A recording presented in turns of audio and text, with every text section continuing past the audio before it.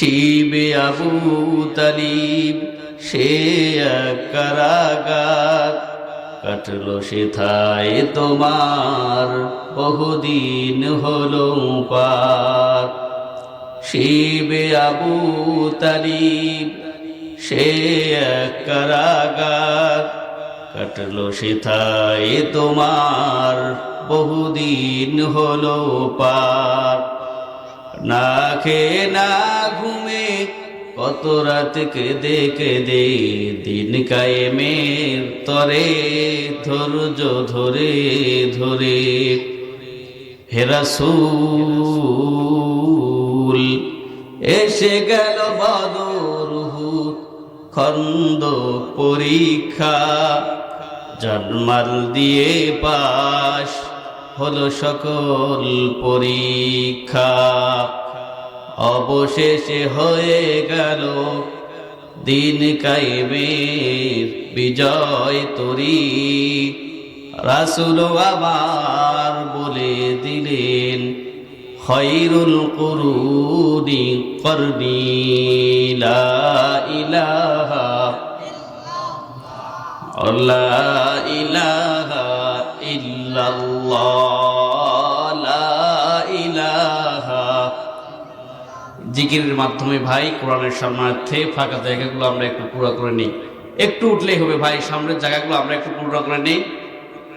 মাহফিলের সৌন্দর্যকে বৃদ্ধি করে দেওয়ার জন্য একটু উঠে বসি ভাই, একটু উঠে বসি। সম্মানিত উপস্থিতি, আমি শুরুতে আপনাদের জন্য একটা সুখবর দিতে চাই, যে এটা শুনে আপনাদের হৃদয়ে আনন্দ পাবেন। কথাটা হলো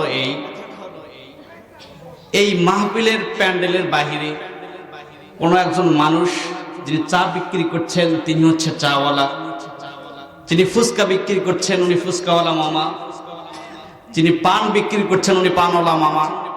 কিন্তু যে সকল বান্দাগুলো এই স্টেজের মধ্যে এসে যায় সে সকল বান্দাগুলো আল্লাহ হয়ে যায়। জোরে বলেন সুবহানাল্লাহ।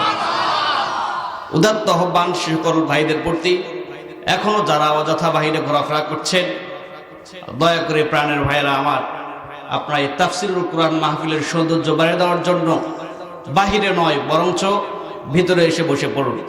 একটু জিকির করি লা ইলাহা লা ইলাহা ইল্লাল্লাহ লা ইলাহা বালাগাল উলা বিকামালিহি কাশাফাদ দুজা বিজামালিহি হাসানাত জামিউ খিসালিহি সাল্লু আলাইহি ওয়া আলিহি।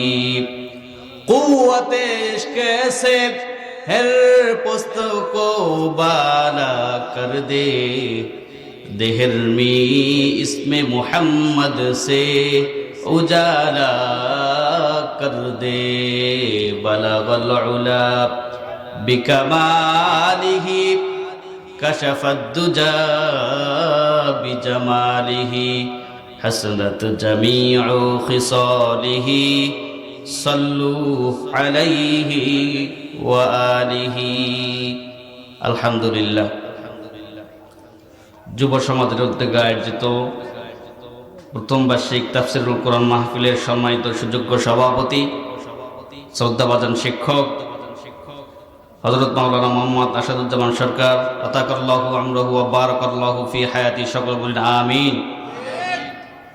আজকের এই মাহফিলের দ্বিতীয় বক্তা সহ তৃতীয় বক্তা, বিশেষ বক্তা, আজকের এই মাহফিলের সম্মানিত সুযোগ্য প্রধান অতিথি, বিশিষ্ট আইনজীবী অ্যাডভোকেট মোহাম্মদ রুহুল আমিন, আল্লাহ তাকে জাতির সেবক হিসেবে কবুল করুক, সকল বলে আল্লাহুম্মা আমিন।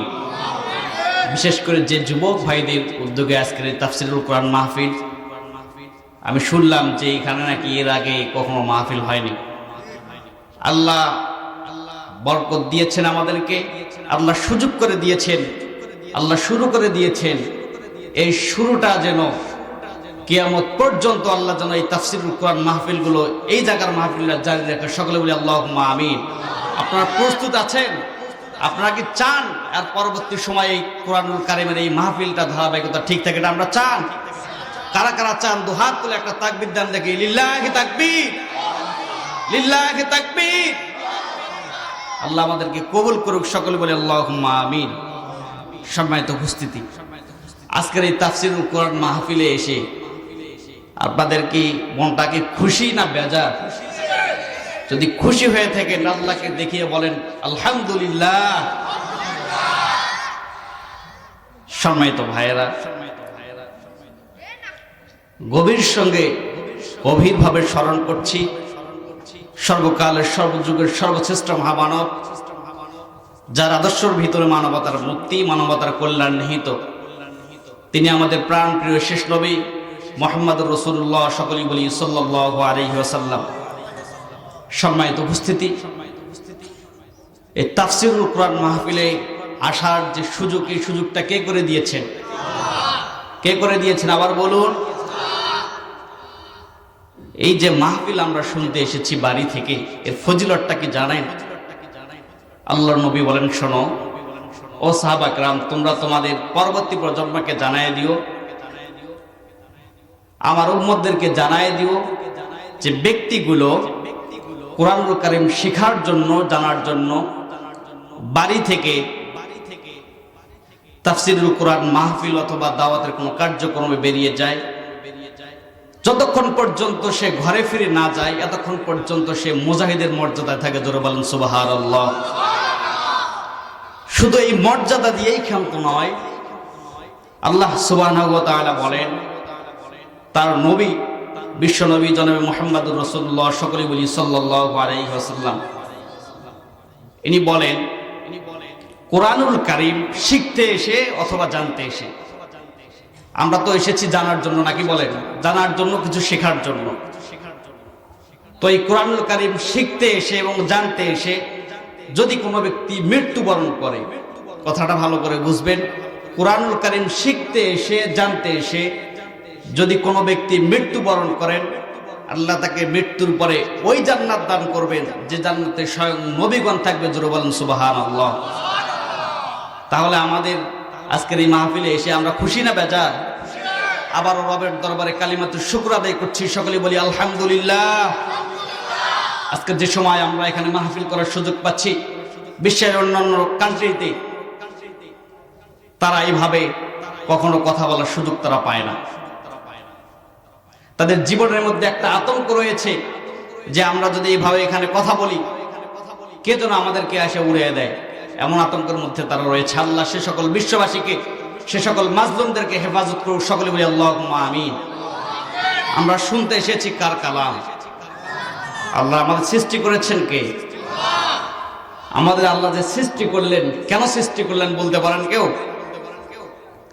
মাশাআল্লাহ, ছোট ভাই তুমি আমার সঙ্গে দেখা করবে, তোমার জন্য একটা পুরস্কার রয়েছে।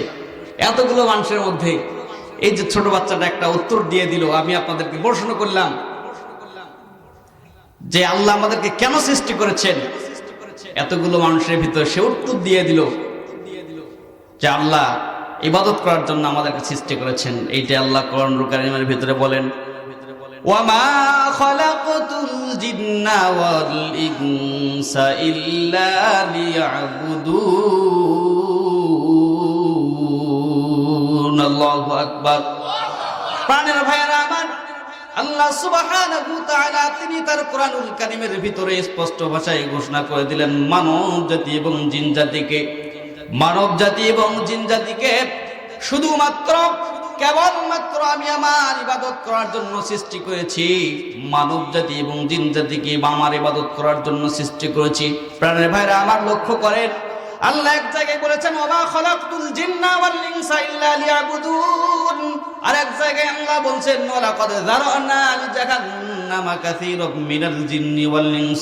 আমার ভাইরা, এই আয়াতের শাব্দিক অর্থ হচ্ছে, আয়াতের শাব্দিক তাফসীর হচ্ছে আল্লাহ মানব জাতি এবং জিন জাতিকে জাহান্নামে দেওয়ার জন্য সৃষ্টি করেছেন। তাহলে প্রশ্ন দুইটা হয়ে গেল। আল্লাহ এক জায়গায় বললেন ইবাদত করার জন্য সৃষ্টি করেছি, আবার অপর জায়গায় আল্লাহ ডাক দিয়ে বললেন মানব জাতি এবং জিন জাতিকে জাহান্নামে দেওয়ার জন্য সৃষ্টি করেছি। আমরা যদি রবেরকে প্রশ্ন করি, আল্লাহ তাআলা তুমি এক জায়গায় বলেছো ইবাদত করার জন্য সৃষ্টি করেছো, আর এক জায়গায় বললা আল্লাহ তুমি আর এক জায়গায় তুমি বললা মানব জাতি এবং জিন জাতিকে জাহান্নামে দেওয়ার জন্য সৃষ্টি করেছো। আল্লাহ তখন জবাব দেয়, লাহুম কুলুবুল লা ইয়াফকাহুনা বিহা ওয়া লাহুম আ'য়ুনুন লা ইবসিরুনা বিহা ওয়া লাহুম আযানুন লা ইয়াসমাউনা বিহা উলাইকা কাল আনআমি বাল হুম আদাল উলাইকা হুমুল গাফিলুন।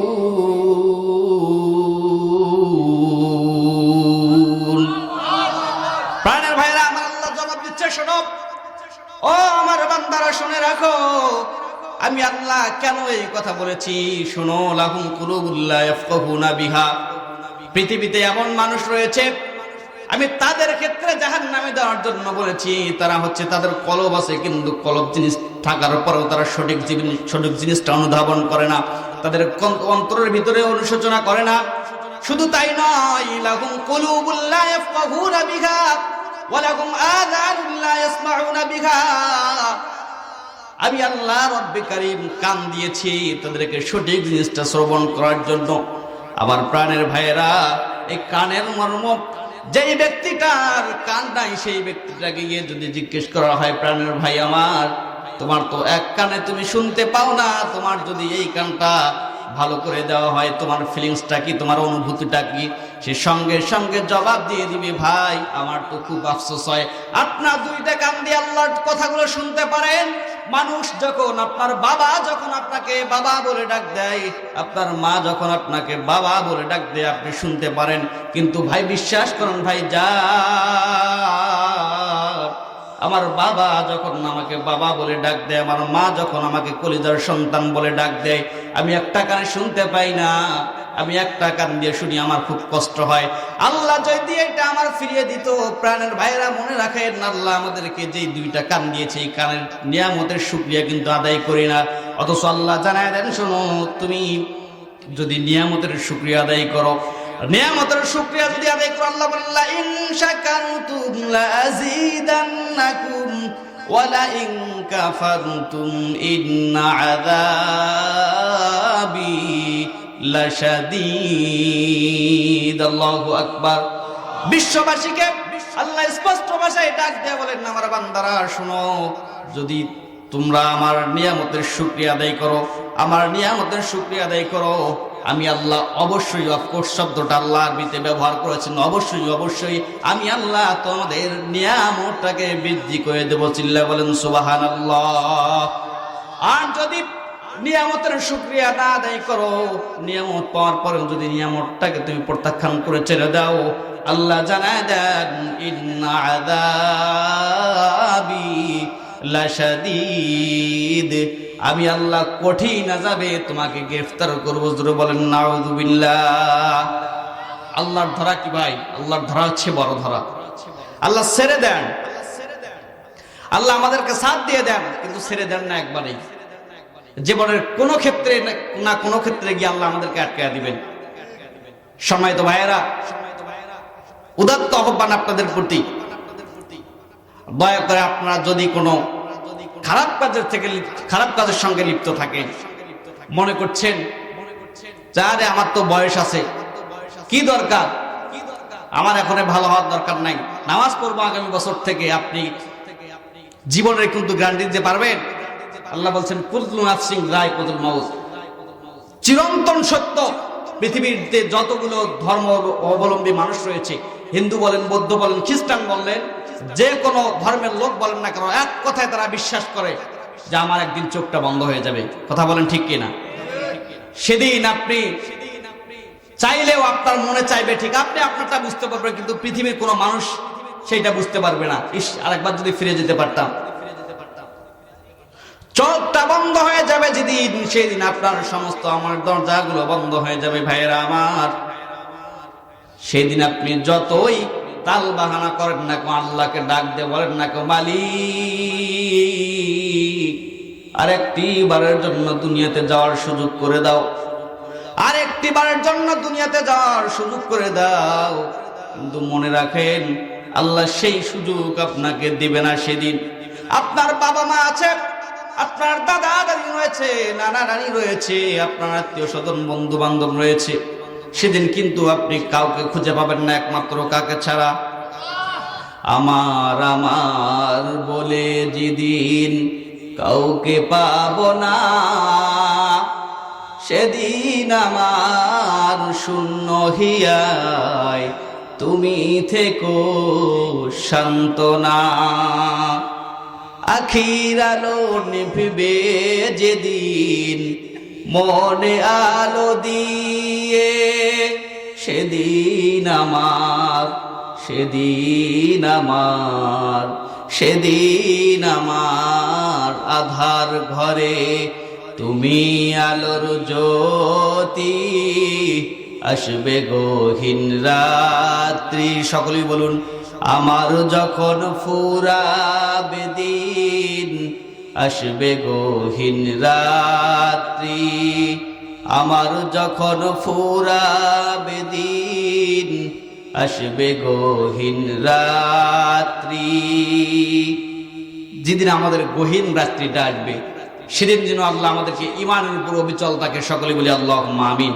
সম্মানিত উপস্থিতি, ভূমিকা না টানে আমি আমার আলোচনার দিকে সরাসরি চলে যাই।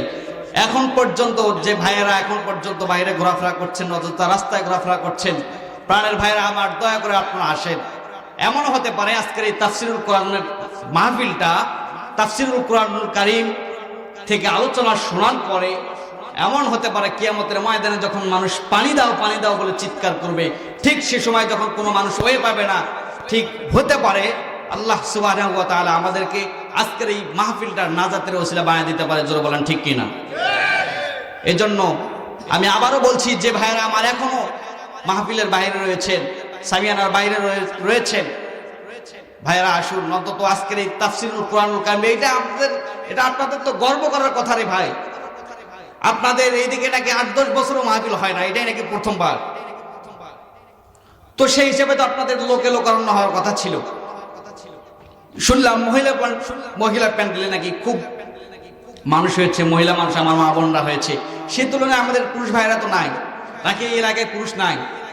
বিশেষ করে আমাদের প্রশাসনের ভাইরা রয়েছেন, আমাদের পুলিশ ভাইরা রয়েছেন, পুলিশ লাইন্সের পুলিশ ভাই রয়েছেন, তারা পর্যন্ত কোরআনুল কারীমের মাহফিলে এসেছেন। অথচ এই গ্রামের মানুষ হয়ে আপনি এখনো বিছানায় শুয়ে আছেন, আপনি এখন ফুচকার দোকানে বসে আছেন, আপনি এখন চা খাচ্ছেন। সম্মানিত ভাইরা, আসুন, দয়া করে আসুন। আপনারা তাফসীরুল কোরআনটাকে সাফল্যমণ্ডিত করার জন্য দয়া করে আপনারা এখন পর্যন্ত যারা বাইরে রয়েছেন, তারা সকলেই এই সামিয়ানার নিচে আসুন। আল্লাহ যেন তাদেরকে আসার সুযোগ করে দেয়। সকলে বলি আল্লাহুম্মা আমিন। সম্মানিত ভাইরা, আমি আমার আলোচনা শুরুতে সূরাতু হামিম সিজদার 30 নম্বর আয়াতে কারিমা তিলাওয়াত করেছি। যে আয়াতে আল্লাহ বলেন, ইন্নাল লাযীনা ক্বালু রাব্বুনাল্লাহু সুম্মা ইসতাকামু তাতানাজ্জালু আলাইহিমুল মালাইকাতু আল্লা তাখাফু ওয়া লা তাহজানু ওয়া আবশিরু বিল জান্নাতিল্লাতী কুনতুম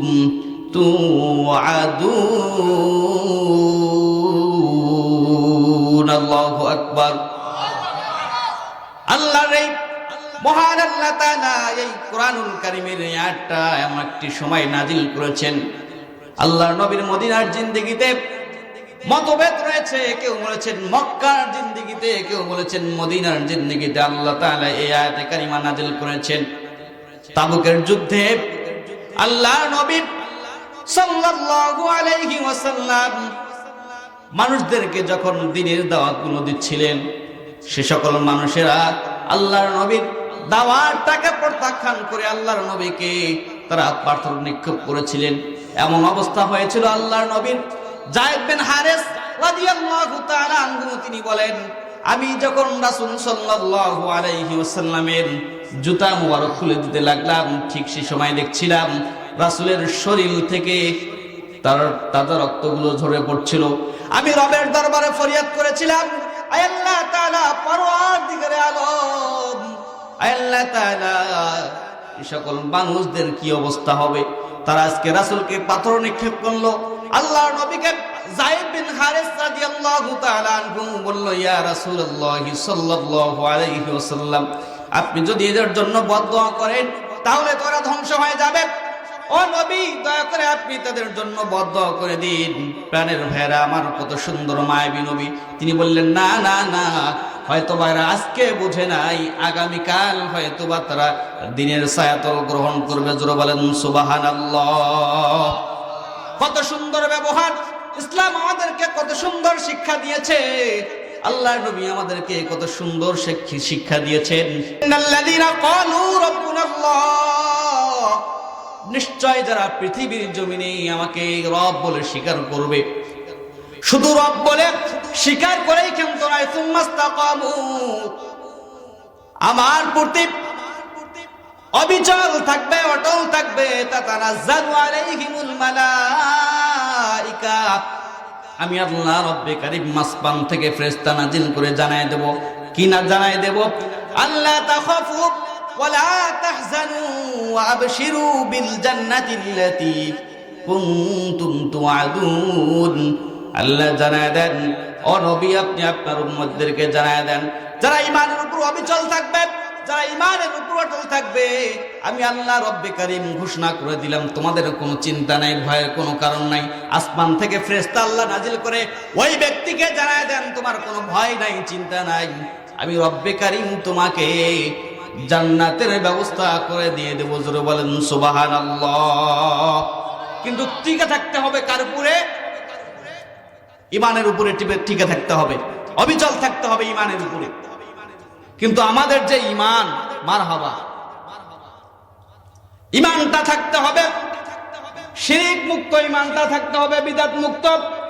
ঈমানের ভিতরে কোনো প্রকার কম বেশি করা যাবে না। আমাদের সমাজে এমন ব্যক্তি আছে যারা নামাজ পড়ে ঠিক, আবার তলে তলে সুদের ব্যবসাও করে। এমন ব্যক্তি আছে না নাই? হজ করে ঠিক, অথচ ছেলের বিয়াতে যৌতুকের অভাব নাই, যার কাছে বেশি টাকা পায় সেখানে বিয়ে দিয়ে দেয়। কথা বলেন ঠিক কিনা? অনেক ব্যক্তি আবার আছে হজ করে ঠিক, হজ করে এসে আবার গ্রামে এসে আবার হাজি সাহেব লাগায় দেয়। তারা হজ করে শুধুমাত্র আল্লাহকে দেখানোর জন্য নয়, তারা হজ করে মানুষকে দেখানোর জন্য। প্রাণের ভাইয়ারা আমার, এরকম আবার অনেক ব্যক্তি রয়েছে যারা নামাজ পড়ে ঠিক, কিন্তু নামাজের মধ্যে আবার ব্যবসা চিন্তা ভাবনা করে। কথা বলেন ঠিক কিনা? এমন ব্যক্তি আছে কিনা? এমন নামাজ পড়ার কোনো দরকার নাই। তাই তো কেউ বলেন, ও তুমি নামাজ পড়িয়া করবা কি, রোজা রাখিয়া করবা কি, কলবেতে ঢুকেছে তোমার মনের শয়তানি। কথা বলেন ঠিক কিনা? এক ব্যক্তি প্রতিদিন ঈশার নামাজ পড়তো। কিসের নামাজ পড়তো? তো ঈশার নামাজ পড়ার সময় ইমাম সাহেবকে বলছে, ভাই আজকে আপনি 3 রাকাত নামাজ পড়াইছেন ঈশার সময়। কয় তুমি কেমনে বুঝলে আমি 3 রাকাত নামাজ পড়াইলাম? কয় আমার দোকান আছে 4টে। কয়টা দোকান আছে আমার? 4টে।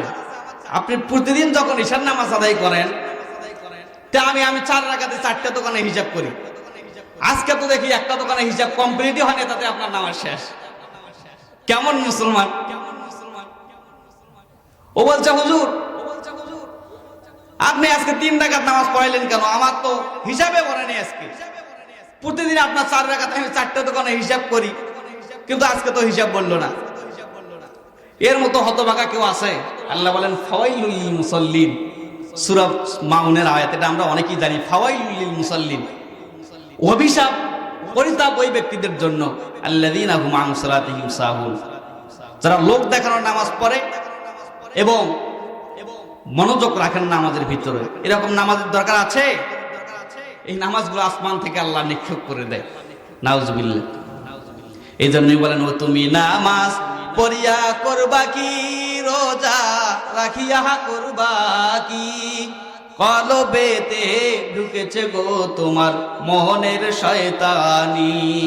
হজ করিয়া তুমি হয়েছ হাজি, মনটা যে তোমার দারুণ পাজি, সাধারা ধান এক মনে বেচি। কথা বলেন ঠিক কিনা? অনেক হাজি আছে ধান মাপে দিলে তলে তলে দিয়ে দেয়, আছে না? আমার যাক, আমি আপনাদের এলাকার হাজির কথা বলছি না, আমাদের ওই দিকের কথা বলছি। এমন হাজি আমাদের আছে, অনেক হাজি আবার আছে পবিত্র কাবাতে গিয়ে তারা আবার লাইভ দেয়। প্রিয় বাংলাদেশের ভাইয়েরা, ভাই বোনেরা আমার, দোয়া করেন, আমরা এখন হজে আছি, হজ করব। হজ করার পরে বাকি সিনেমার শুটিং দিয়ে আবার বাংলাদেশে করবো, এমন পার্সন আমাদের সমাজে আছে কি নাই বলেন? মাহিয়া মাহি চিত্রনায়িকা লাইভ দিয়েছিল যে আমরা এখন হজে আছি, উমরাতে আসছি, আপনারা দোয়া করবেন। আবার দেশে গিয়ে কি করব? বাকি সিনেমার শুটিং করবো। তো এই হাজির দরকার আছে? একটা বাথরুমের ভিতরে যদি টাকা পড়ে যায়, মানুষ কি ওই টাকাটা নিতে চাবে? দুর্গন্ধযুক্ত একটা বাথরুম, মানুষ ভুল করে ওর আশপাশ দিয়েও জানে, ওর মাঝখানে যদি একটা টাকা পড়ে, কেউ নিতে চাবে?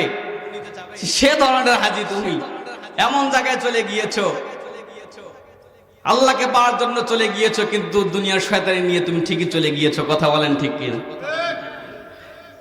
গায়ে জুব্বা, মাথায় টুপি, ক্ষতি করো লোকের চুপি চুপি, মনটা যে তোমার দারুণ শয়তানি। ঠিক কিনা? ও তুমি টুপি পরিয়া করবা কি, জুব্বা পরিহা করবা কি, গোপনে তেহে ছেলের বিয়াতে যৌতুক লইছনি। কথা বলেন ঠিক কিনা? অনেক হাজি আছে, অনেক নামাজি আছে, কপালে দাগ পড়ে গিয়েছে। যুবক ভাইরা, তোমাদের শোনা দরকার, বাবা মা যাই বলুক না কেন যে 7 লাখ ছাড়া বিয়ে হবে না, তোমাকে অ্যালার্ট থাকতে হবে, সতর্ক থাকতে হবে, বিশ্বাস রাখতে হবে। কার প্রতি বলেন? ওয়ারযুকহু মিন হাইথু লা ইয়াহতাসিব। রিজিকের মালিক কে? আমি আল্লাহ, একমাত্র রিজিকের মালিক। যে আমার প্রতি ভরসা রাখবে, ওয়া ইয়াতাওয়াক্কাল আলাল্লাহি ফাহুয়া হাসবু, যে আমার প্রতি বিশ্বাস রাখবে, আমি আল্লাহ তার জন্য যথেষ্ট হয়ে যাব। জোরে বলেন সুবহানাল্লাহ। ও ভাই, যুবক ভাই, তোমাকে সতর্ক থাকতে হবে যে আমার বাবা যতই বলুক না কেন 11 লাখ ছাড়া বিবাহ হবে না, আমি সেখানে বিনা ডিমান্ডে বিবাহ করব, এমন নিয়ত আমাদের আছে তো? যে যুবক ভাইরা বিবাহ করেন, তাদের নিয়ত আছে তো? ইনশাআল্লাহ আল্লাহ তুমি কবুল করো, সকলে বলি আল্লাহুম্মা আমিন। যখন পৃথিবীর জমিনে আল্লাহর কোরআনুল কারীমের এই আয়াতটি, আল্লাহর কোরআনুল কারীমের এই বিধানগুলো বাস্তবায়িত হবে, ঠিক সে সময় মানুষ যৌতুক নেওয়ার কোনো সুযোগ পাবে না। কথা বলেন ঠিক কিনা? পৃথিবীর জমিনে আল্লাহর কোরআনুল কারীম যেদিন বাস্তবায়িত হবে, পৃথিবীর সমাজ থেকে সেদিন সুদ মুক্ত হবে, ঘুষ মুক্ত হবে, সেদিন মাদক মুক্ত রাখা হবে। কথা বলেন ঠিক কিনা? প্রশাসনের ভাইরা তারা সর্বদাই অ্যালার্ট থাকে। কোথায় মাদক? তারা মাদক বিরোধী অভিযান চালায়, মাদক বিরোধী অভিযান চালায়। তারা সমাজ থেকে তারা মাদককে নির্মূল করার জন্য তারা অভিযান চালায়। আল্লাহ তাদের এই অভিযান যেন বাংলাদেশের 1 ইঞ্চি জায়গাও বাকি না রেখে আল্লাহ তাদের যেন হায়াতে বরকত দান করে। সকলেই বলি আল্লাহুম্মা আমিন। প্রাণের ভাইয়েরা আমার, মনে রাখতে হবে রিজিকের মালিক একমাত্র আল্লাহ। সামনে আগে যাই। প্রাণের ভাইয়েরা আমার, হয়েছ তুমি চেয়ারম্যান মেম্বার, মসজিদ মাদ্রাসার নতুন কেশিয়ার, জনগণের ক্ষতি কইরা বারে বার। কথা বলেন ঠিক কিনা?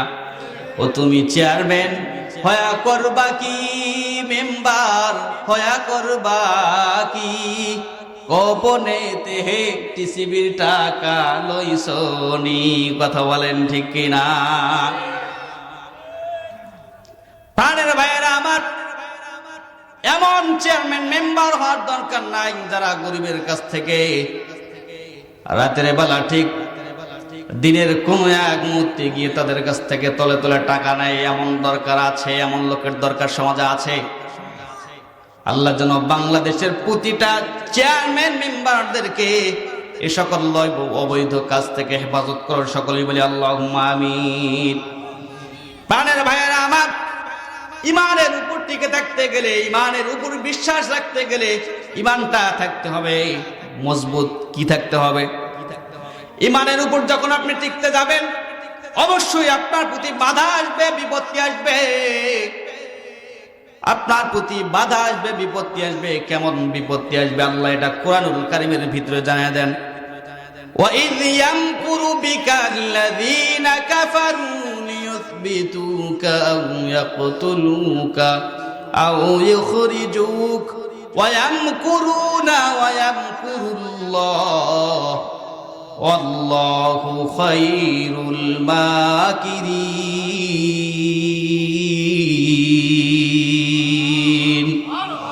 প্রাণের ভাইরা আমার, আল্লাহ সুবহানাহু ওয়া তাআলা আল্লাহর নবীকে ডাক দিয়ে বলেন, ও নবী আপনি শুনে রাখেন, কুরআনুল কারীমের কথাগুলো যখন আপনি বলতে যাবেন তখন আপনার প্রতি কেমন বাধা বিপত্তি আসবে। আল্লাহর নবী ডাক দিয়ে বলেন, ওগো রব্বে কারীম আমাকে জানায়া দেন। আল্লাহ সুবহানাহু ওয়া তাআলা তখন আল্লাহর নবীকে ডাক দিয়ে বলেন, ও নবী আপনার চিন্তার কোনো কারণ নাই, ভয়ের কোনো কারণ নাই। আপনি যখন কোরআনের কথাগুলো বলতে যাবেন তারা আপনাকে বেঁধে রাখার চেষ্টা করবে, তারা আপনাকে কোনো আবদ্ধ করে বাঁধে রাখবে, তারা কোনো আবদ্ধ করে আপনাকে আটকে রাখবে, অথবা তারা আপনাকে হত্যা করার চেষ্টা করবে। কি করার চেষ্টা করবে? হত্যা করার চেষ্টা করবে। ও নবী তারা এটাতেও ক্ষান্ত নয়, আও ইখরিজুক তারা আপনাকে দেশ থেকে বাহির করে দেওয়ার চেষ্টা করবে। ওয়ায়ামকুরুনা ওয়ায়ামকুরুল্লাহ। ও নবী চিন্তার কোনো কারণ নেই, তারা যে কৌশলগুলো করবে মনে রাখেন, ওয়াল্লাহু খায়রুল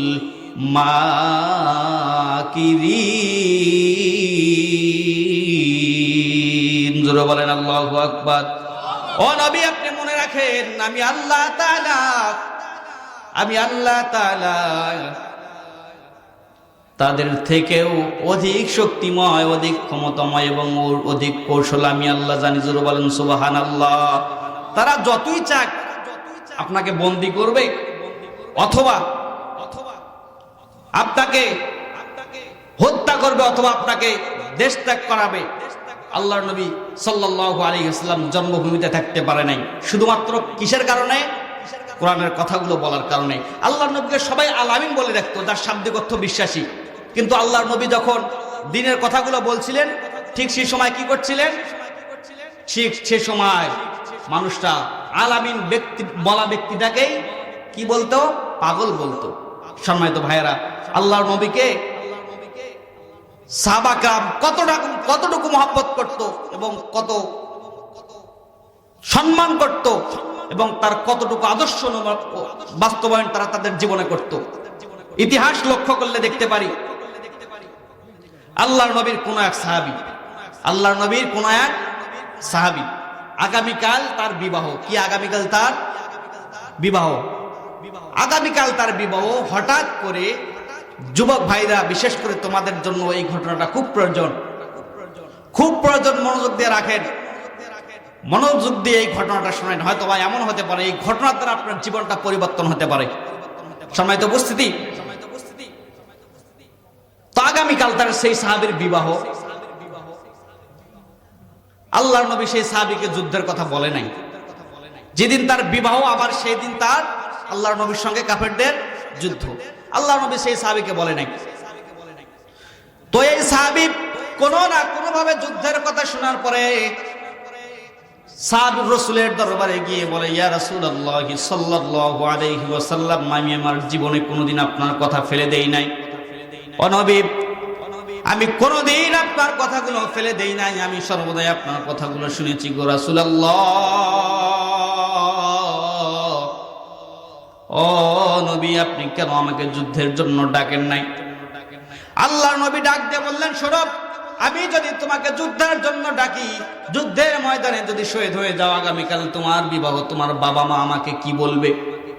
আমি তার কাছে কি জবাব দেব? সেই সাহাবী রাসূলের দরবারে রাসূলের সামনে বললেন, ওয়াল্লাহি তাল্লাহি, আল্লাহর কসম, ইয়া রাসূলুল্লাহ সাল্লাল্লাহু আলাইহি ওয়াসাল্লাম, ও নবী চিন্তার কোনো কারণ নাই। আমার বাবাকে, আল্লাহর শপথ করে বলছি, আমার বাবাকে কোনো জবাব দিতে হবে না, মাকে কোনো জবাব দিতে হবে না। আপনি দোয়া করে দেন আমি যেন যুদ্ধের ময়দানে শহীদ হয়ে যাই। জোরে বলেন সুবহানাল্লাহ। আমার এখানে বিবাহের প্রয়োজন নাই। আমি দুনিয়া থেকে যখন চলে যাব আখিরাতে যখন আমার বিচার হয়ে যাবে, বিচার হওয়ার পরে আমি সরাসরি জান্নাতের মধ্যে বিবাহ করব, ঠিক সেই সময় আপনি আমার বিবাহটা পড়াই দিবেন। জোরে বলেন সুবহানাল্লাহ। কত দিক্ত মাখা ঈমান তাদের। প্রাণের ভাইরা, আমার যুবক ভাইরা, বিশেষ করে খেয়াল করো, আল্লাহর নবী সাল্লাল্লাহু আলাইহি ওয়াসাল্লাম তার মাথায় হাতটা বুনে দিয়ে বললেন, ও সাহাবী, যাও আমি তোমার জন্য দোয়া করে দিলাম, তুমি যেন যুদ্ধের ময়দানে শহীদ হয়ে যাও। যুদ্ধ চলতে লাগলো। সেই সাহাবী তার বিবাহকে বাদ দিয়ে, তার বিবাহ পরিত্যাগ করে যুদ্ধের ময়দানে চলে গেল। যুদ্ধের ময়দানে যাওয়ার পরে যুদ্ধ করতে করতে প্রায় যুদ্ধের মধ্যে শহীদ অবস্থা। শেষ পর্যায়ে আল্লাহর ওই সাহাবী, আল্লাহর নবীর ওই প্রিয় সাহাবী শহীদ হয়ে গেল। যুদ্ধ শেষ যখন মুসলিমরা বিজয় লাভ করলো, ঠিক সাহাবীকে কখনো খুঁজে পাচ্ছে না। আল্লাহর নবীর সামনে ওই সাহাবী নাই। আল্লাহর নবী সাহাবা کرامকে বলল, ইয়া আখি, হে ভাই, হে সাহাবা کرام, আমার ওই সাহাবীকে খুঁজে পাচ্ছি না, কোথায়? একজন ব্যক্তি দূর থেকে ডাক দিয়ে বলে, ইয়া রাসূলুল্লাহ সাল্লাল্লাহু আলাইহি ওয়াসাল্লাম, আমি তাকে যুদ্ধের ময়দানে শহীদ হতে দেখেছি। আল্লাহর নবী কোনো কথা না বাড়িয়ে সঙ্গে সঙ্গে বললেন, চলো চলো চলো, ওই সাহাবীকে আগে আমরা কবর দিয়ে দিই, দাফন করি, দেখি কি অবস্থা। আল্লাহর নবী সাল্লাল্লাহু আলাইহি ওয়াসাল্লাম দেরি না করে সঙ্গে সঙ্গে চলে গেলেন। কেউ ওই রাসূলের সাহাবীর ওই দিকে, তার দিকে তাকিয়ে আল্লাহর নবী সাল্লাল্লাহু আলাইহি ওয়াসাল্লাম চোখের পানিটুকু সরিয়ে বললেন, চলো এই ব্যক্তিটাকে, আমার এই প্রিয় সাহাবীকে আমরা দাফন করার ব্যবস্থা করি। দাফনের ব্যবস্থা হয়ে গেল। আল্লাহর নবী সাল্লাল্লাহু আলাইহি ওয়াসাল্লাম যখন তাকে কবর দিবেন, কবর দেওয়ার পূর্বে মুহূর্তে আল্লাহর নবী সাল্লাল্লাহু আলাইহি ওয়াসাল্লাম ওই সাহাবীর দিকে দেখে প্রথমবার দেখে কান্না করলেন। এমন কান্না করলেন, আল্লাহর নবী সাল্লাল্লাহু আলাইহি ওয়াসাল্লামের দেহ মুবারক পর্যন্ত ভিজে গেল, বুক মুবারক পর্যন্ত ভিজে গেল। অতঃপর আল্লাহর নবী সাল্লাল্লাহু আলাইহি ওয়াসাল্লাম ওই সাহাবার দিকে তাকিয়ে মুখটা ফিরিয়ে নিলে একটু হাসলেন। আবার তৃতীয়বার ওই সাহাবীর দিকে তাকিয়ে আল্লাহর নবী ডাক দিয়ে বললেন, সাহাবা کرام, আল্লাহর নবী হাসতে হাসতে চোখটা ফিরিয়ে নিয়ে বললেন, মুখটা ফিরিয়ে নিয়ে বললেন, ও সাহাবা کرام, আমার এই প্রিয় সাহাবীকে আর দাফন করতে দেরি নয়, দেরি নয়, চলেন চলেন চলো। আল্লাহর নবী ডাক দিয়ে বললেন, চলো আমরা এত তাড়াতাড়ি, আমরা যত তাড়াতাড়ি পাইকে দাফন করে দিই। জোরে বলেন সুবহানাল্লাহ। তো সাহাবা کرام জিজ্ঞেস করলো, ইয়া রাসূলুল্লাহ সাল্লাল্লাহু আলাইহি ওয়াসাল্লাম, আপনি কি কারণে ওই সাহাবীর দিকে দেখে প্রথমবার আপনি চোখের পানি ফেললেন, দ্বিতীয়বার আবার কি কারণে তার দিকে দেখে মুখটা ফিরিয়ে নিলেন, আবার তৃতীয়বার কি কারণে আপনি হাসতে হাসতে বললেন তাকে তাড়াতাড়ি দাফন করে দিতে হবে, ঘটনাটা কি? আল্লাহর নবী বললেন, ও সাহাবা کرام, মনে রাখো, আমি দেখছিলাম প্রথমবার যখন আমি তার দিকে তাকিয়ে দেখলাম, আমার অন্তরটা ভরে গেল। অন্তরটা ভরে যাওয়ার কারণে নিজেকে কন্ট্রোল করতে পারছিলাম না, ঠিক সে কারণে আমার চোখ থেকে পানি বেরিয়ে গিয়েছে।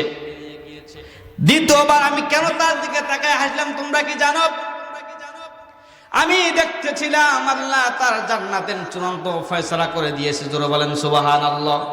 শুধু তাই নয়, আমি দেখছিলাম জান্নাতের হুররা তার দিকে আসছিল। জোরে বলেন সুবহানাল্লাহ। আবার ডাক দিয়ে বললেন, ইয়া রাসূলুল্লাহ, তাহলে তৃতীয়বার আপনি কেন হাসতে হাসতে মুখটা ফিরিয়ে নিলেন? কি ভাই, আপনারা উঠছেন কেন? প্রাণের ভাইরা আমার, শুনে রাখেন, তৃতীয় নম্বর যেই কারণটি আল্লাহর নবী ডাক দিয়ে বললেন, সাহাবা کرام একটু ধৈর্য ধরো, আমি তোমাকে একটু পরে জানাই দেব। আল্লাহর নবীর সমস্ত সাহাবা کرام ধৈর্য ধারণ করলেন এবং পরবর্তীতে আল্লাহর নবী সাল্লাল্লাহু আলাইহি ওয়াসাল্লামকে যখন জিজ্ঞেস করলাম, আল্লাহর নবী বললেন, তোমরা কয়েকটা দিন দেরি করো, কয়েকটা দিন দেরি করো, আমি রব্বে কারীম আসমান থেকে আল্লাহ যখন এই ওহীটা আমাকে নাজিল করে দিবেন, আমি তো জানি, তারপরেও যখন নাজিল করে দিবেন সঙ্গে সঙ্গে আমি তোমাদেরকে জানাই দেব। প্রাণের ভাইরা আমাদের কয়েকদিন দেরি নয়, মাত্র কয়েকটা মিনিট আপনারা দেরি করেন, আমি কিছুক্ষণ পরেই আপনাদেরকে এই তৃতীয় নম্বর কেন আল্লাহ নবী তৃতীয়বার মুখটা ফিরিয়ে নিলেন, আবার কেন হাসতে হাসতে বললেন তাড়াতাড়ি দাফন করে দিতে হবে, এটা আমি ভেঙে দেব।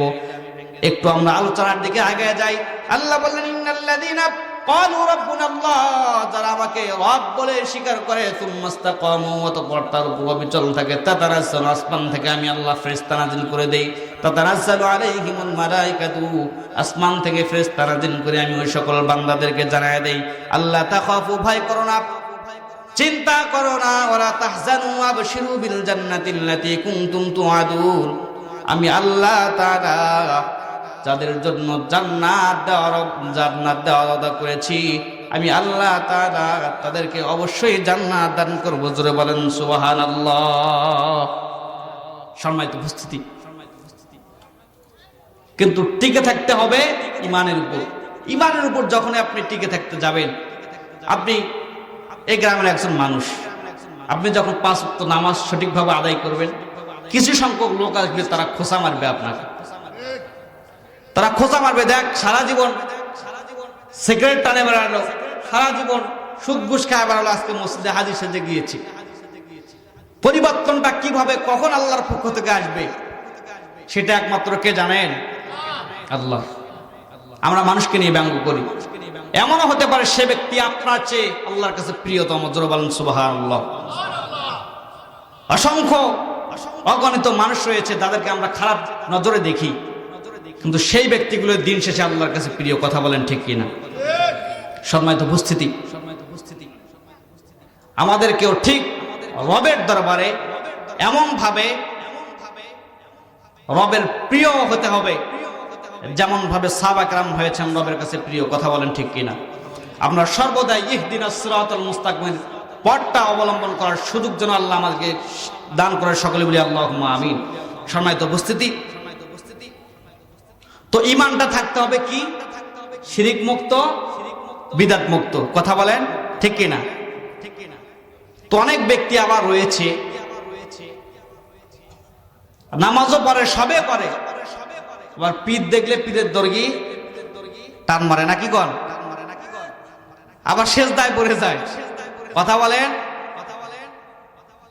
অথচ আল্লাহ নবী বলছেন, লা তাত্তাখিযুল কুবুরা মাসাজিদ, কবরকে কি বানায় না? সেজদার জায়গা।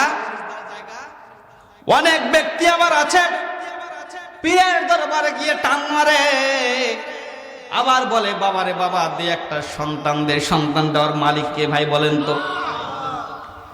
বিশ্বাস করেন ভাই, সন্তান দেওয়ার একমাত্র মালিক হচ্ছেন, তিনি হচ্ছেন রব্বুল আলামিন।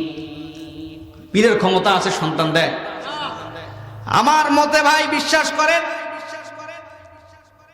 পীরের দরবারে যেই ফকির গুলো ভিক্ষা করে, বাবার যদি সন্তান দেওয়ার ক্ষমতা থাকতো, তাহলে পীরের দরবারে যেগুলো ভিক্ষা করে, আমার মতে এরা মুকেশ আম্বানির চেয়েও বড়লোক হওয়ার কথা ছিল, কিন্তু যা দেখেন এদের ঘরে কিছুই নাই। কথা বলেন ঠিক কিনা? ওরা তো সারাদিন পীরের কাছেই পড়ে থাকে, পীরের কাছে যায় ভিক্ষা চায়, ওখানে মাজারে থাকেই ভিক্ষা চায় মানুষের কাছে। মানুষের কাছে ভিক্ষা চাওয়ার কি দরকার? পীরের কাছে ভিক্ষা চা, মুকেশ আম্বানির চেয়েও বড়লোক হয়ে যায়। কিন্তু তারা কি তা করে? চায় কার কাছে? জনগণের কাছে, নাকি বলেন? আবার টান মারে। কিরামান কাতিবিন রোজ হাশরের দিন, কিরামান কাতিবিন রোজ হাশরের দিন, আল্লাহর কাছে যদি করে অভিযোগ, আমি বলবো বলবো দুনিয়ায় ছিলাম খাজা বাবার লোক। জোরে বলেন নাউজুবিল্লাহ। সেদিন কি এই পরিচয় দেওয়ার সময় আছে? মানুষ বলতে থাকবে ইয়া নাফসি ইয়া নাফসি, জীবনটা আমার, আমারটা আগে বাঁচুক, আমার নফসের কি হবে? প্রতিবাদ স্বরূপ আমরা বলতে পারি, কিরামান কাতিবিন পাইবে যে দিন, কিরামান কাতিবিন পাইবে যে দিন, তোরা যারা ছিলি খাজা বাবার লোক, তোদের জুতা মাইরা কইব জাহান্নামে ঢোক। কথা বলেন ঠিক কিনা? খালি চোখটা বন্ধ হয়ে যায়, তারপরে দেখা যাবে কোন বাবা তোমার পীর। পীর মানবেন ঠিক আছে, যে পীর আপনাকে শিক্ষা দেয় যে 5 ওয়াক্ত নামাজ তোমাকে আদায় করতে হবে, যে পীর তোমাকে শিক্ষা দেয় অন্যায় কাজ করা যাবে না, যে পীর আপনাকে শিক্ষা দেয় একমাত্র সিজদা করতে হবে, কাকে বলেন? আল্লাহ বলছেন ওয়াকাযা রাব্বুকা, তোমার রবের চূড়ান্ত ফয়সালা। কার চূড়ান্ত ফয়সালা? আমরা দুনিয়াতে কোন একটা বিষয় নিয়ে যদি মিটিং বসে সামাজিকভাবে, যখন সামাজিকভাবে এটা হয় না তখন আমরা থানায় কেস করি। তারপরেও যখন জেলার আইন আমরা মানি না তখন হাইকোর্টে আমরা আপিল করি। সেখান থেকে সলভ যেটা করে দেয় সেটা আমরা মানি নাকি? তাহলে এখানে সিদ্ধান্তের পরিবর্তন ঘটলো কিনা বলেন? ইউনিয়ন পরিষদের সালিশ আপনি মানেননি, জেলার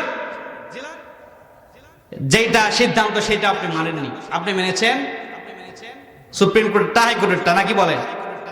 তাহলে দুইটা ধাপ আপনি পার করেছেন।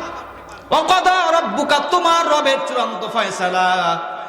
সাধারণ ফয়সালা থাকতে পারে, দুনিয়াতে পালা বদল করতে পারো, কিন্তু না না না, আমি রব্বে কারীম যেই ফয়সালা দিয়েছি এটাই হচ্ছে চূড়ান্ত ফয়সালা। আল্লাহ তা'বুদু ইল্লা ইয়া, আমি রব ব্যতীত আর কারো ইবাদত করা যাবে। যে পীর আপনাকে এই ধরনের শিক্ষা দেয় সেই পীরের কাছে যান না কেন, কোনো আপত্তি নাই নাকি বলেন?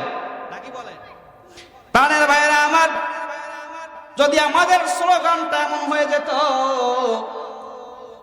কিরামান কাতিবিন রোজ হাশরের দিন আল্লাহর কাছে যখন করে অভিযোগ, আমি বলবো বলবো দুনিয়ায় ছিলাম মুহাম্মাদের লোক। কথা বলেন ঠিক কিনা? এমন পরিচয় যদি আমরা দিতে পারি, কারণ ভাই মনে রাখেন কাল কিয়ামতের ময়দানে সকলেই বলবে ইয়া নাফসি ইয়া নাফসি, কিন্তু একটি মানুষ শুধু বলবে ইয়া, কোনো কথা হবে না। এই শেষ নবীকে যারা বলবে ইনি শেষ নবী নয়, এটার বিপক্ষে অবস্থান নিয়ে, এটার বিপক্ষে অবস্থান নিয়ে যারা মুসলিমদের গায়ে হাত উঠাবে সেই হাত আমরা ভেঙে ফেলতে বাধ্য। কথা বলেন ঠিক কিনা? সম্মানিত উপস্থিতি, আল্লাহর নবী তাহলে কি নবী? শেষ নবী। কি নবী? এই বিশ্বাস আমাদের আছে? পৃথিবীর ইতিহাসে দেখান তো, পৃথিবীর ইতিহাসে যতগুলো নবী রাসূল এসেছে তারা সাধারণভাবে মৃত্যুবরণ করেছেন না আল্লাহর খাস কুদরতি রহমত নিয়ে তারা মৃত্যুবরণ করেছেন? আল্লাহর খাস কুদরতি রহমত নিয়ে। আর যে কাদিয়ানি মৃত্যুবরণ করেছেন এ পাগল বাথরুমের মধ্যে পড়ে গিয়ে মৃত্যুবরণ করেছে। সম্মানিত উপস্থিতি, চূড়ান্ত ফয়সালা হচ্ছে শেষ নবী জনাবে মুহাম্মদুর রাসূলুল্লাহ, সকলেই বলি সাল্লাল্লাহু আলাইহি ওয়াসাল্লাম। আমার কিছু ফেসবুক বন্ধু আছে, এই ফেসবুক বন্ধুর কাজ হলো সারাদিন উল্টাপাল্টা করে ফেসবুক ইমানদার সাজে, স্ট্যাটাস ঠিক, ফজরের নামাজ নাই। কথা বলেন? স্ট্যাটাস ঠিক আছে, নামাজ না পড়লে ঈমান থাকে না, সব ঠিক। বিশেষ করে যে হাদিসটা আমি পড়েছি, এই হাদিসের ভিতরে আল্লাহর নবী বলেন কাল কিয়ামতের ময়দানে কোন ছায়া থাকবে? শুধুমাত্র একটা ছায়া স্থান বাদ দিয়ে থাকবে না, আল্লাহর একমাত্র আরশের ছায়া থাকবে। নাকি বলেন? এরকম গাছগাছালি থাকবে, এরকম সামিয়ানা থাকবে, বিশ্বাস করেন? সম্মানিত উপস্থিতি, আবু হুরায়রা রাদিয়াল্লাহু তাআলা আনহু থেকে বর্ণিত, আল্লাহর নবী, বিশ্ব নবী, পয়গম্বর আরবী সাল্লাল্লাহু আলাইহি ওয়াসাল্লাম বলেন, শোনো গোনো আমার উম্মতের দলনা, শুনে রাখো, পৃথিবীর জমিনে শুধুমাত্র যারা নিজেকে ইমানদার বলে দাবি করবে এমন 7 শ্রেণীর মানুষকে কারণ কিয়ামতের ময়দানে আল্লাহ রব্বে কারীম তিনি আরশের ছায়া দান করবেন। জোরে বলেন সুবহানাল্লাহ। নাম্বার 1 হলো, যুবক ভাইয়া শুনে রাখো, নাম্বার 1 হলো ন্যায় শাসক। আল ইমামু আদিলুন, যে ব্যক্তিটা হবে কি? ন্যায় শাসক। ন্যায় শাসকটা কিভাবে, কখন থেকে তার উৎপত্তিটা হচ্ছে তার পারিবারিক জীবন থেকে। কিভাবে আমি আপনাদেরকে বুঝাই দিচ্ছি, মনে রাখেন ভাই, আপনি আপনার পরিবারের প্রধান কর্তা, আপনি যা বলবেন তাই চলে, আপনার পরিবারে আপনার রাজত্ব। আপনি যদি আপনার সন্তানকে বলেন বাবা শোনো, ফজরের আজান যখন হয়ে যাবে ঠিক সেই সময় তোমাকে মসজিদে যাইতে হবে, যখন জোহরের আজান হবে তোমাকে জোহরের সময় মসজিদে যেতে হবে, তোমাকে গ্রামের ভিতরে সমাজের অন্যান্য সন্তানগুলো যখন বক্স বাজাবে তোমাকে সেখানে যাওয়া যাবে না। এই যে আপনি আপনার পরিবারটাকে ঠিক রাখলেন, আপনি আপনার পরিবারের জন্য একজন ন্যায় শাসক, কথা বলেন ঠিক কিনা? ঠিক আবার যখন আপনি আপনার মেম্বার হবেন, মেম্বার হওয়ার পরে আপনি আপনার ওয়ার্ডটা যদি ঠিক এভাবে পরিচালনা করেন তাহলে আপনি একজন ন্যায় শাসক। আবার ইউনিয়নের চেয়ারম্যান যখন হয়ে যাবেন, ইউনিয়নের চেয়ারম্যান হওয়ার পরে আপনি যখন আপনার ইউনিয়নটা এমন ভাবে গঠন করে নেবেন আপনি একজন ন্যায় শাসকের অন্তর্ভুক্ত। শুধুমাত্র এই ন্যায় শাসক দ্বারা উদ্দেশ্য যাই দেশ চালাই তাই নয়, বিশেষ করে প্রশাসনের ভাইয়েরাও রয়েছেন, তাদের ক্ষেত্রে বলি ভাইয়েরা আপনারা একজন ন্যায় শাসক। আপনারা হয়তো বা জানেন না আল্লাহ আপনাদের কত মর্যাদা দিয়েছে। বিশেষ করে সীমান্তে যারা পাহারা দেয়, জনগণের ক্ষেত্রে যারা জনগণকে যারা নিরাপত্তা দিয়ে থাকে আমাদের এই প্রশাসনের ভাইয়েরা, তারা যতক্ষণ ডিউটিতে থাকে, যতক্ষণ মানুষের টহল দিয়ে দেয়, রাত্রের বেলা আপনি যখন ঘুমায় যান আপনাকে যখন টহল দেয়, ঠিক সে সময় আল্লাহ রব্বে কারীম খুশি হয়ে তাদের আমলনামায় নফল ইবাদতের সওয়াব দান করে দেয়। জোরে বলেন সুবহানাল্লাহ। আপনাদের জন্য ভাই এটা আল্লাহর একটা খাস রহমত। আপনারা যখন আমাদের জন্য, আমরা যখন রাত্রে বেলা ঘুমিয়ে যাই, আমাদেরকে যখন আপনারা পাহারা দেন, আমরা অনেক সময় ইবাদত করে যে সওয়াবটা পাই, আপনারা আমাদেরকে পাহারা দিয়ে সে সওয়াবটা পান। আল্লাহ আপনাদের আমলনামায় আরো সব লিপিবদ্ধ করে দেখ, সকলে বলি আল্লাহুম্মা আমিন। 2 নম্বরে হচ্ছে ওই যুবক, যে যুবক যৌবন বয়সে আল্লাহর ইবাদতে কেটে দেয়। যৌবন বয়সে আল্লাহর ইবাদতে অনেক মানুষ আমরা রয়েছি যে যারা যখন সিজদা করার শক্তি থাকে তখন সিজদা করি না, যখন সিজদা করার সময় থাকে সে সময় ঠিক আমরা পূজার মন্দিরে গিয়ে, কথা বলেন ঠিক কিনা? সম্মানিত ভাইয়েরা, যখন রোজা করার শক্তি থাকে সে সময় গ্যাস্ট্রিক বলে কাটায় দেয়। এমন ব্যক্তি আমাদের সমাজে আছে কিনা? হে যুবক ভাই, তুমি তো খালিদ বিন ওলীদের উত্তরসূরি যুবক, তুমি তো খালিদ বিন ওলীদের উত্তরসূরি যুবক। ছাত্র ভাই, তুমি তো আবু সাঈদ আল-মুকদের উত্তরসূরি যুবক ভাই। তুমি সিদ্ধান্ত নাও তোমার সমাজটা তুমি মাদক মুক্ত রাখবে, কথা বলেন ঠিক কিনা? তুমি সিদ্ধান্ত নাও তোমার দ্বারা তোমার আর বন্ধুগুলোকে যেন ফজরের নামাজে গিয়ে কাতারে তারা দাঁড়াতে পারে, কথা বলেন ঠিক কিনা? এমন বন্ধু তুমি গ্রহণ করো যে বন্ধুর কারণে তুমি হয়তোবা কাল কিয়ামতের ময়দানে আল্লাহ তোমাকে জান্নাতের একটা পথ ব্যবস্থা করে দিবেন। জোরে বলেন সুবহানাল্লাহ। সম্মানিত ভাইয়েরা, যে যুবক রাতের বেলা ইমো, হোয়াটসঅ্যাপ আর মেসেঞ্জারে চ্যাটিং না করে রবের দরবারে সিজদায় পড়ে যায়, রবের দরবারে সিজদায় পড়ে গিয়ে রব্বে কারীমকে ডাক দিয়ে বলে, মালিক, জীবনে আমি অসংখ্য অগণিত গুনাহ করেছি রব্বে কারীম, আয় আল্লাহ তাআলা, আজকে থেকে আমি তওবা করলাম, আজকে থেকে আমি তওবা করলাম। মালিক গো, আমি আর কখনো ভুল পথে অগ্রগামী হব, আর ভুল পথটাকে কখনো আমি বেছে নেব না। আমি এতদিন সুদ খেয়েছি, ঘুষ খেয়েছি, আমি এতদিন অত্যাচার করেছি, জুলুম করেছি, আল্লাহ আমাকে মাফ করে দাও গো আল্লাহ, আমি আর কখনো অবৈধ পথটাকে বেছে নেব না, আমি তোমার পথে চলতে চাই। আল্লাহর নবী ডাক দিয়ে বলেন, শোনো ও আমার উম্মতরা, তোমাদের জন্য সুসংবাদ হলো, আল্লাহ তাআলা তোমাদেরকে এমন ভাবে ক্ষমা করে দেয়, তোমরা যখন তওবা করো, তোমাদের চোখের পানি যখন তোমাদের নাকের আগে আসে, আল্লাহ সুবহানাহু তাআলা তোমাদেরকে এমন ভাবে ক্ষমা করে দেন যেন সবে মাত্র তুমি জন্মগ্রহণ করেছো। জোরে বলেন সুবহানাল্লাহ। প্রাণের ভাইরা আমার, মনে রাখেন আমি কিন্তু 3 নম্বর ঘটনাটা বলি নাই, এটা কি আপনারা শুনতে চান না? কারা কারা শুনতে চান একটু দুহাত তুলে দেখান দেখি। লিল্লাহি তাকবীর। তাকবীর দেওয়ার জন্য প্রস্তুত আছেন? এমন একটা তাকবীর দেন যে তাকবীরের চোটে আমাদের ঈমানটা যেন আরো প্রখর হয়ে যায়। জোরে বলুন সুবহানাল্লাহ। মুসলিম আমি সংগ্রামী আমি চির রণবীর, এক আল্লাহকে ছাড়া কাউকে করি না তো ভয়। লিল্লাহি তাকবীর, আল্লাহু আকবার। প্রাণের ভাইয়েরা আমার, আমি ঘটনায় ওখানে আটকে দিয়েছি।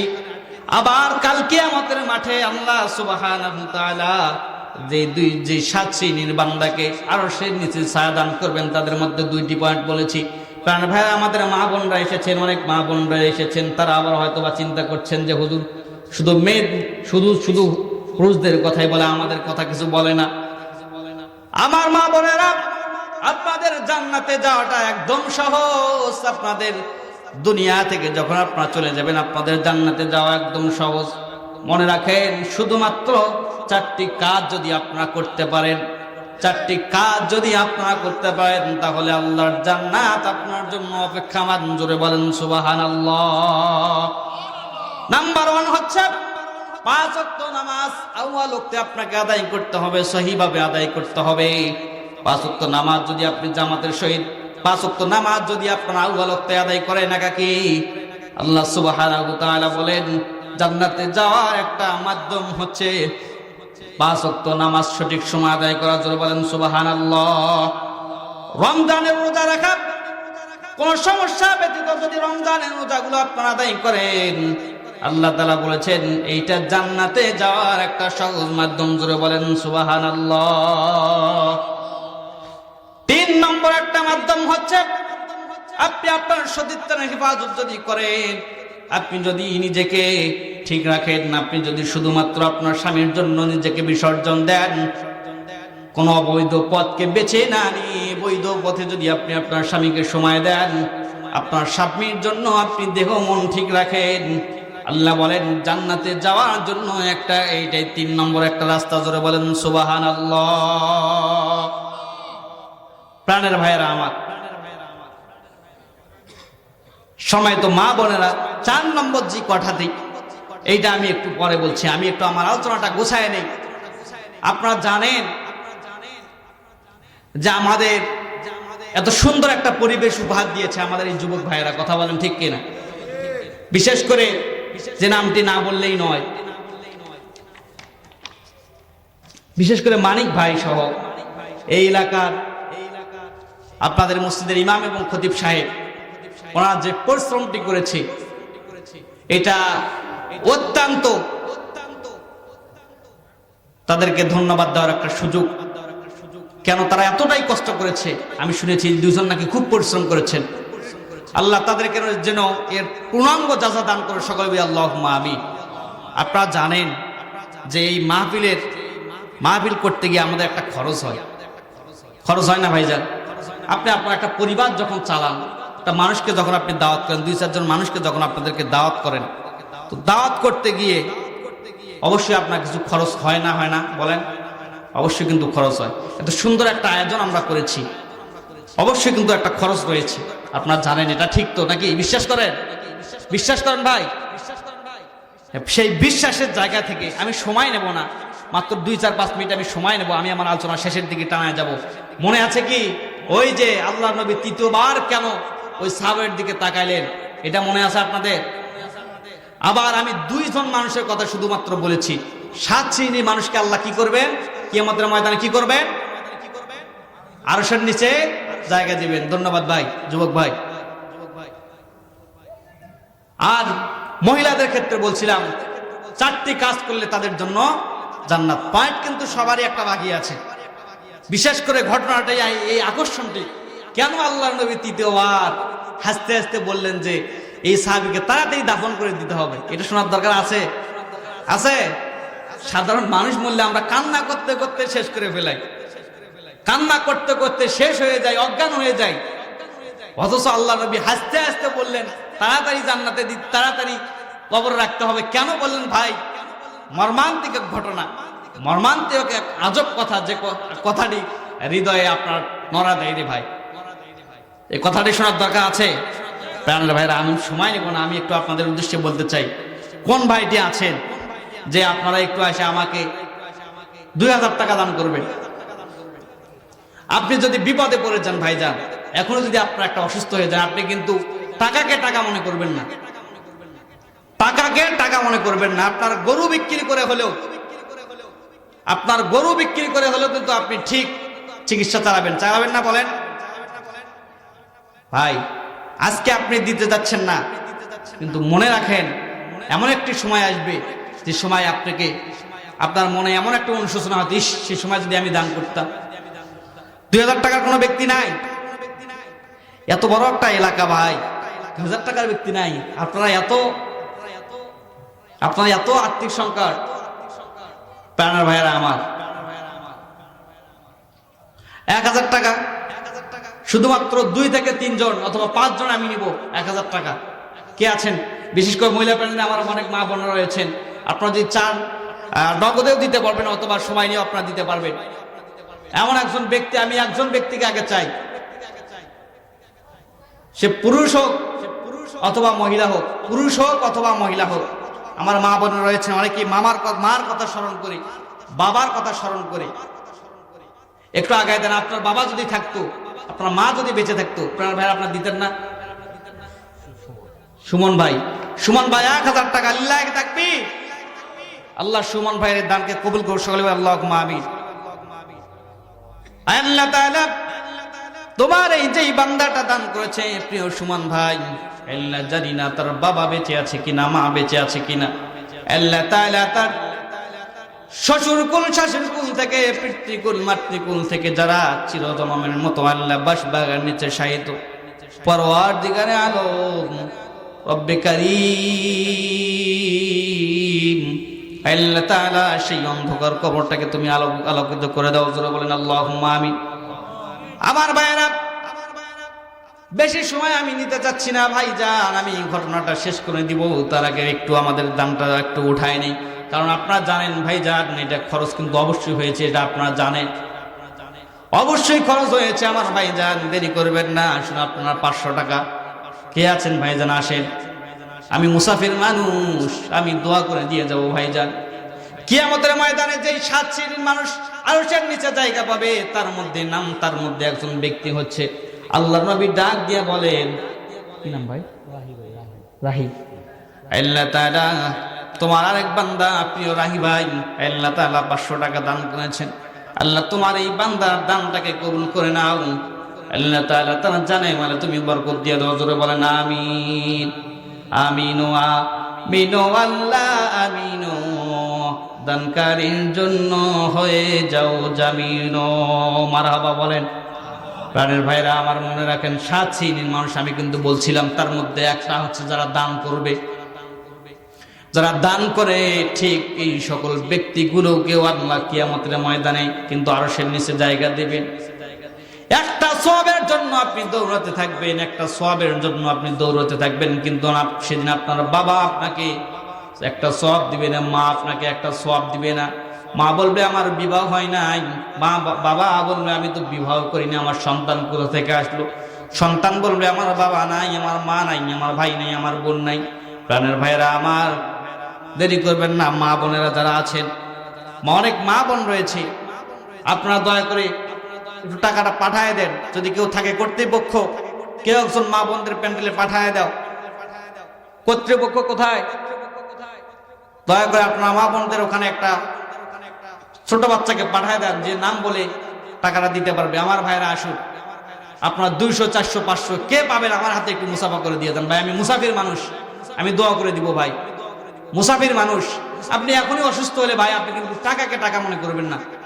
এখনই যদি আপনার বাবা বলে, আমার মা বলে, আজকে যদি আপনার বাবা বেঁচে থাকতো, আপনার মা বেঁচে থাকতো, যদি বলতো আপনার সন্তান, প্রাণের সন্তান যাদের মৃত্যুবরণ করেছে, সে যদি বলতো যে বাবা আমার জন্য আসার সময়, বাজার থেকে আসার সময় তুমি এটা নিয়ে আসিও। আজকে যেই মাকে আপনি কবরস্থানে রেখে দিয়েছেন, সে মা আপনার দিকে তাকায় আছে যে আমার ছেলে আমার জন্য কিভাবে হাদিয়া পাঠায়।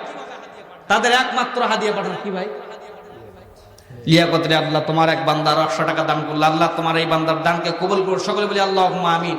প্রাণের ভাইরা আমার, আসলে আমি বেশি সময় নিতে যাচ্ছি না ভাই, একটু আসুন না, একটু জিকির করেন লা ইলাহা লা ইলাহা ইল্লাল্লাহ লা ইলাহা। ভালোবাসার জায়গা মদিনা, ভালো লাগার জায়গা মদিনা, ভালোবাসার জায়গা মদিনা, ভালো লাগার জায়গা মদিনা। এত সুন্দর জায়গা কোথাও দেখি না, এত সুন্দর জায়গা কোথাও দেখি না, সাজিয়েছেন দয়াল রব্বানা, ভালো লাগার জায়গা মদিনা। সকলে বলি ভালোবাসার জায়গা মদিনা, ভালো লাগার জায়গা মদিনা, ভালোবাসার জায়গা মদিনা, ভালো লাগার জায়গা মদিনা। আমার ভাইরা, আপনারা 100 টাকাকে বড় মনে করছেন, 200 টাকাকে বড় মনে করছেন।